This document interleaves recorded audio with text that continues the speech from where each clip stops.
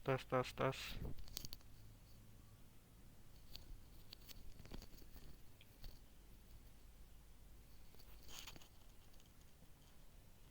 Oke, baiklah kali ini saya akan menjelaskan tugas logika algoritma untuk menampilkan identitas diri, yaitu NPM, nama, tempat lahir, tanggal lahir, alamat, jenis kelamin, agama, jurusan, jenjang, dan kuliah di mana. Oke, langsung saja kita buka Turbo Pascal-nya.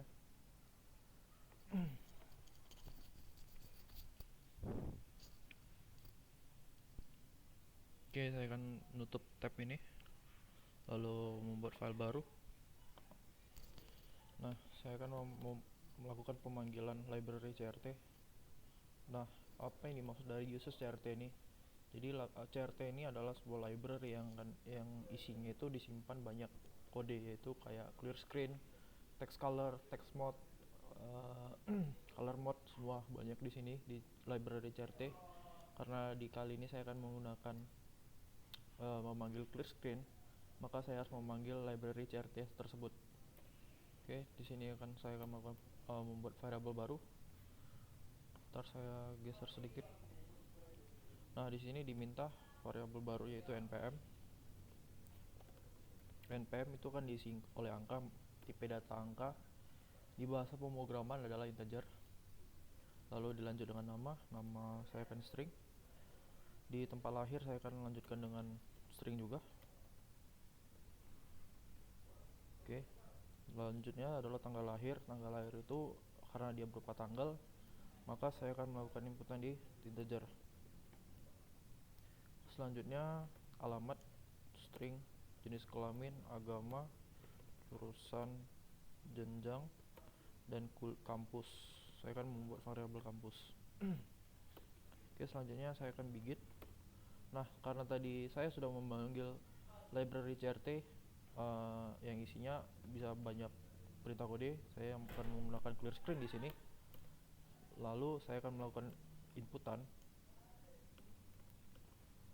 npm. Nah, sebelumnya saya akan menjelaskan perbedaan dari write dan write-len. Oke, apa bedanya dari kedua perintah kode ini? Write itu adalah sebuah inputan atau masukan uh, yang akan kita input. Nah, sedangkan write-len itu adalah untuk menampilkan perintah kode yang kita kerjakan. Jadi write-len ini sama halnya kayak perintah print di bahasa pemrograman lain. Contoh kayak Python, C++, C Sharp, dan masih banyak lagi. Jadi sama saja kayak kita gunain hello world, print hello world, hello world seperti ini. Nah, itu sama saja dengan perintah write-len. Nah, perintah hello world. Nah, karena di sini kan saya akan melakukan inputan, jadi saya tidak akan menggunakan perintah write-len. Jadi saya akan melakukan hanya inputan saja. Lalu saya akan memanggil variabelnya yaitu npm. Nah, apa yang dimaksud dari satu baris coding ini? Saya akan menjelaskannya. Lakukan inputan write yang diambil dari variabel npm. Jadi npm ini adalah integer, makanya saya melakukan inputan npm. Lalu selanjutnya saya akan melakukan inputan nama. Nah, sedangkan nama ini adalah inputan adalah nama. Jadi samakan dengan variabel yang kita buat sebelumnya. Lalu bikin inputan baru, tempat lahir, yang diambil dari variabel tempat lahir. Kenapa saya membuatnya tempat lahir seperti ini? Karena di atas di variabelnya kita udah mendeklarasikan variabel tersebut. Jadi kayak kalau misalnya saya hapus ini garis bawahnya, maka dia tidak akan ditemukan variabel tempat lahirnya karena di atasnya tidak dideklarasi. Jadi selanjutnya adalah kita akan melakukan inputan tanggal lahir. Jadi tanggal lahir yang diambil dari variabel tanggal lahir.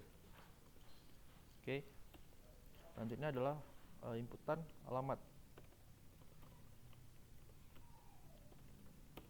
Hitline alamat. Oke, selanjutnya kita lanjut dengan jenis kelamin. yang diambil dari variabel JK. Write agama, masukkan inputan agama yang diambil dari variabel agama dan seterusnya. Oke.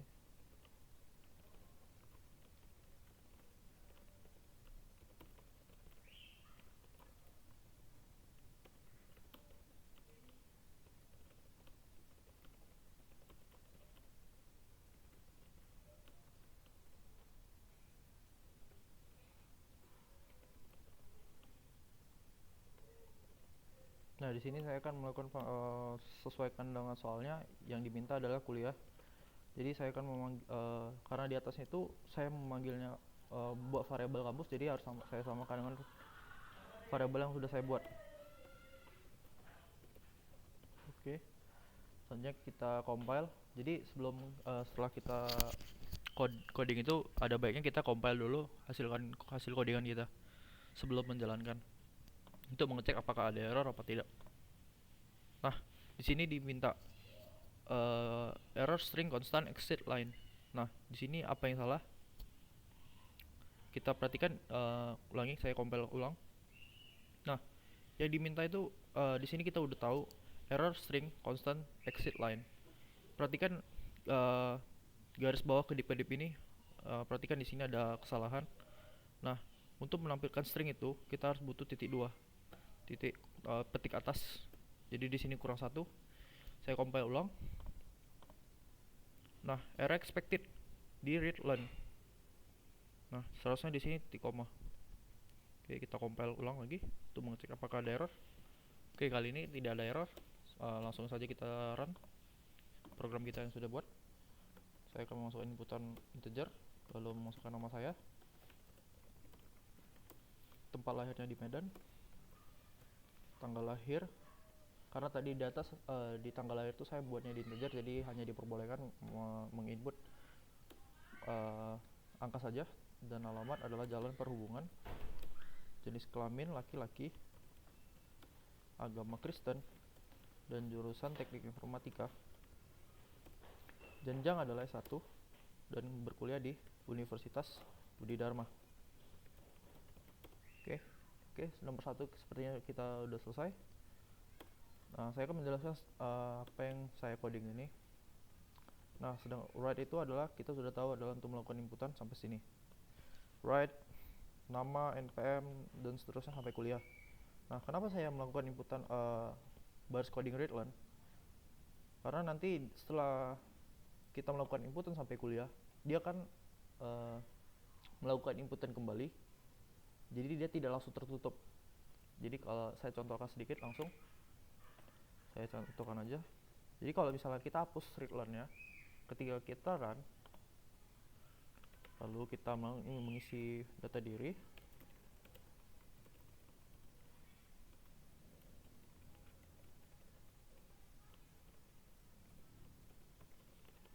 seperti ini.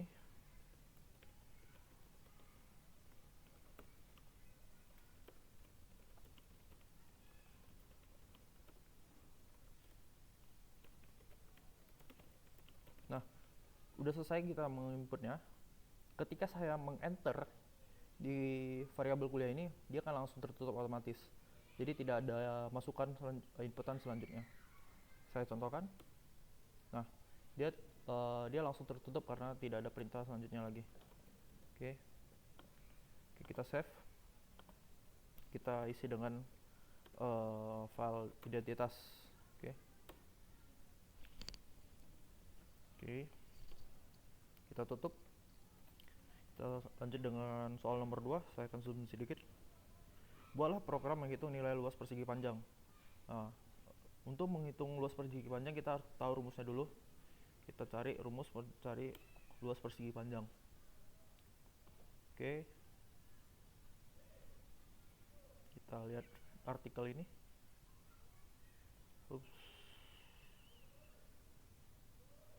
Nah, ini di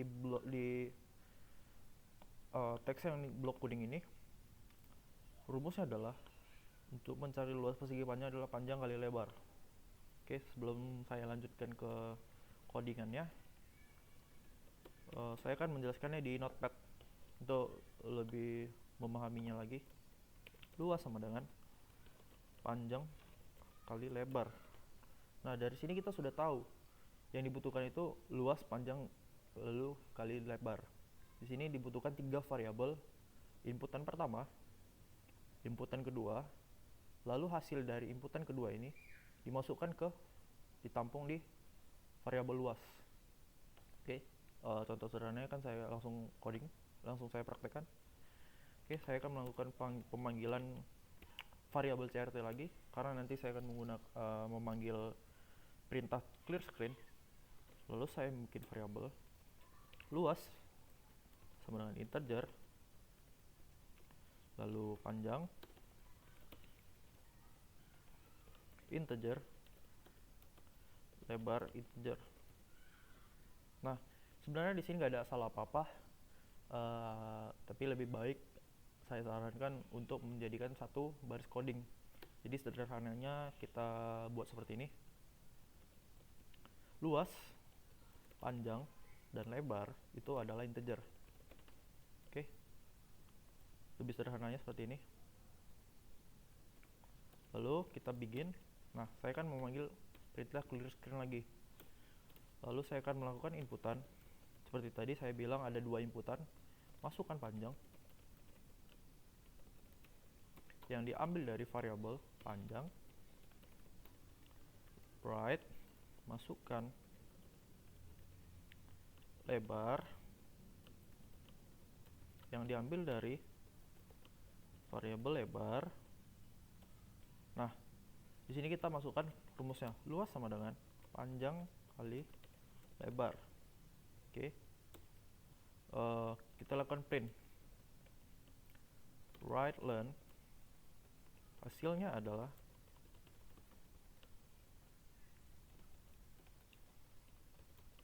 full luas. Oke. Nah, saya akan menambah read len lagi, lalu n. Nah, seperti saya bilang tadi, sebelum kita menjalankan program kita, ada baiknya kita compile dulu untuk mengecek apakah ada error sini. Nah, di sini ada garis merah, kita bisa lihat error 91 sama dengan titik 2 sama dengan expected. Titik 2 sama dengan tidak ditemukan. Nah, di sini kita lihat di codingan kita ada garis kedip-kedip. Di bagian ini ada kesalahan penulisan coding. Di situ harus kita tambahkan titik 2. Oke. Kita compile lagi. Apakah ada salah? Sepertinya sudah selesai. Kita jalankan program kita. Nah, masukkan panjang. Oke, kita lihat apakah ada soal contoh. Nah, kebetulan di sini ada contoh soalnya. Kita akan praktekkan langsung. Masukkan panjangnya adalah 8 cm, lalu 6 cm. Hasilnya adalah 48. Kita lihat hasilnya. Oke, sama dengan contoh soalnya. Nah, seperti saya bilang tadi, apa saja yang perintah yang di dalam library CRT ini. Seperti saya akan praktekkan, yaitu text color. Selain clear screen itu ada text color. Jadi saya akan menambahnya seperti ini. Text color light green. Kita compile, apakah ada error? Oke, tidak ada. Putaran. Masukkan panjang adalah 8 cm, lalu 6 cm. Nah, text color itu untuk merubah warna dari hasil output kita. Seperti tadi light green saya buat adalah yang ditampilkan adalah hijau 48. Oke, fungsi library CRT ini sangat banyak, jadi kita bisa cari lagi selain clear screen dan text color itu apa-apa saja. Oke, soal nomor kedua sepertinya sudah selesai. Kita save, kita bikin luas. Oke, kita tutup. Nah, di soal ketiga disuruh membuat program menghitung nilai volume kubus. Nah, apa volume kubus? Kita cari lagi, rumus mencari volume kubus. Kita lihat gambar ya. Nah, ini. Oke, saya akan contohkan lagi, saya akan membuat dia jadi komen. Cara menghitung volume kubus yaitu volume sama dengan S kali S kali S. Oke. Jadi di sini kita hanya membutuhkan 2 variabel, volume dan sisi. Kita bikin file baru, new. Oke, kita panggil lagi variabel CRT lagi untuk lebih rapi. variabel yang dibutuhkan adalah volume. Sisi. S itu sisi adalah integer. Volume itu real. Kenapa saya buat real? Karena volume itu adalah lebih dominan ke bilangan pecahan. Maka begin, saya akan melakukan clear script kembali. Lalu saya akan melakukan inputan, masukkan sisi.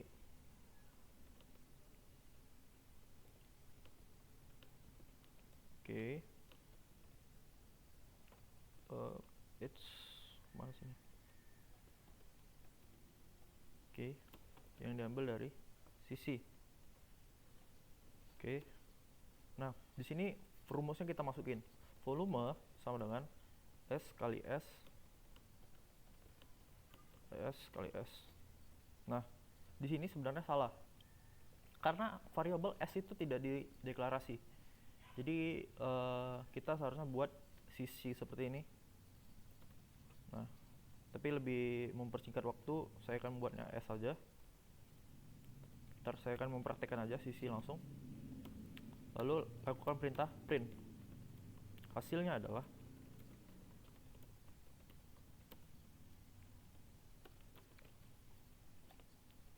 cetak volume. Oke. N. Oke. Seperti saya bilang tadi, compile dulu sebelum menjalankan programnya. Error 91 expected lagi. Kita lihat error di sini hanya menambahkan titik 2. Kita compile lagi. Unknown identifier. Gimana salah?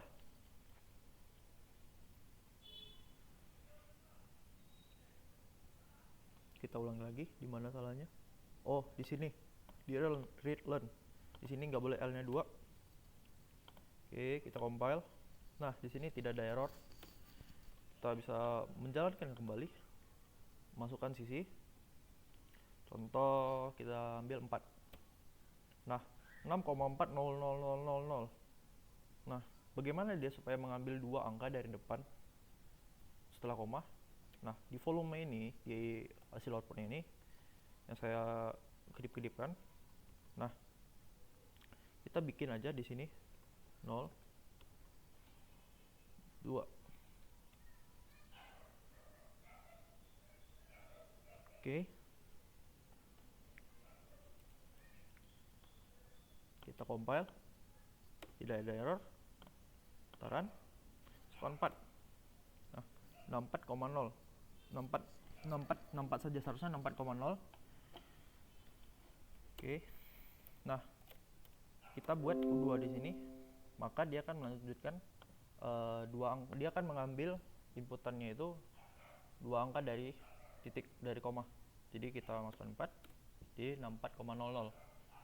Oke. Seperti saya bilang tadi, kita bisa menambahkan text color di sini, red atau blue. Kita bikin blue aja. Oke, kita run 4. Nah, hasilnya adalah 64 dengan warna biru. Jadi nggak nampak ya, light green saja. Kita run 4. Oke, mungkin ini saja yang bisa saya jelaskan. Kita save lagi dengan volume kubus. Oke. Baiklah, hanya kali ini saja.